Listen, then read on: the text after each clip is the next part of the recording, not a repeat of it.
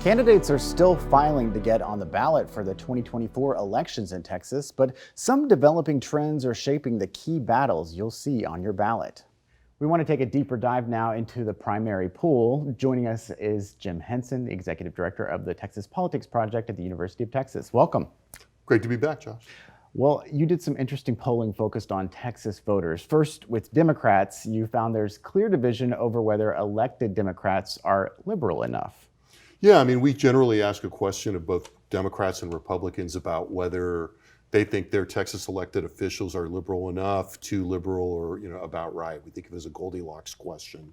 And what we found is most Democrats, but not a lot, about a little more than 40%, say that their candidates are not liberal enough. And that's very competitive with those that say they are, which is maybe 10 or so points fewer than that.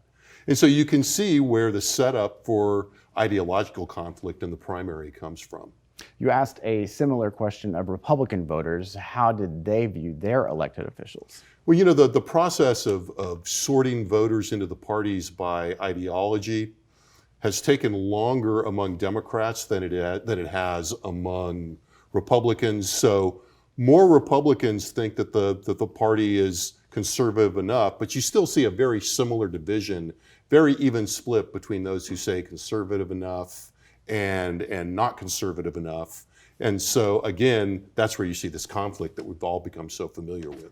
So you found in your poll that Republicans want candidates to be more conservative. Democrats want more liberal candidates. Is there any indication what's driving this push from each side away from the center? Well, this has been going on for a long time. I mean, as the parties have become more homogenous, if you will, all of the conservatives, for the most part, have left the Democratic Party. The liberals have left the Republican Party. And as I was saying before, this has taken longer among Democrats. As recently as the late 2000s, among Democrats, about half identified as moderate, and between 15 and 20% identified as conservative. Now, more than 60% identify as liberal, and those other two categories have shrunk dramatically to you've got fewer than 10% in the Democratic Party say that they're conservative. So the parties have become more defined, and voters, have followed suit.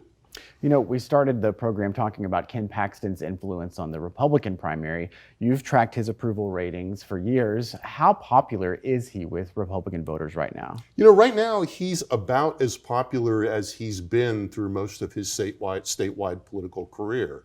Now you can look at that as half full or half empty, given what the Attorney General has been through in the last year and still has in front of him. So his job approval rating among Republicans is in the mid-60s. On one hand, seems pretty good for somebody that's under indictment and has been impeached. On the other hand, that's 10 or 15 points lower than the highest ranked Republicans and the most, and the Republicans with the highest job approval ratings, people like Greg Abbott, Ted Cruz. From what you've seen, is his impeachment really a big sticking point for any voters? Well, I think where it's really hurt him is among independents. Democrats have never been fans of Attorney General Paxton. His approval numbers among Republicans dipped a little during the impeachment difficulties. And I think where that leaves him is in a reasonably comfortable spot for somebody who's Attorney General. But I'm a little skeptical of the idea that now, because he's survived this, that he's somehow Trump-like and going to stride the political landscape like a colossus. I don't see much evidence of that. His high point of influence will be in the primaries, where because he's most popular and gets the highest approval ratings among the most conservative voters, those are the voters that show up for primaries. We will see. The Texas Politics Project tracks top issues for voters. What are the main drivers this time around? Well, for Republicans, it's same as it ever was. Immigration and border security dominate the political priorities of Republicans. Among Democrats, also a very familiar story. No set of issues dominates Democratic concerns. When you ask them what's the most important problem in a Republican state, the majority, but not a big one, tend to say political corruption, the leadership, and like many other people in the country, that's followed by the economy and prices, and then a whole set of issues, gun safety, abortion, a couple others that are in single digits. All right, well, we'll see what happens between now and then. Yes, we will. Yes. Jim Henson, Texas Politics Project, thanks for being with us. You're welcome, Josh. Great to be here.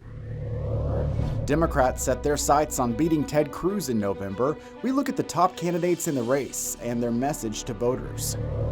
A former Miss Texas is running to be the first member of Gen Z state representative. How she's tapping into the youth vote to boost her campaign.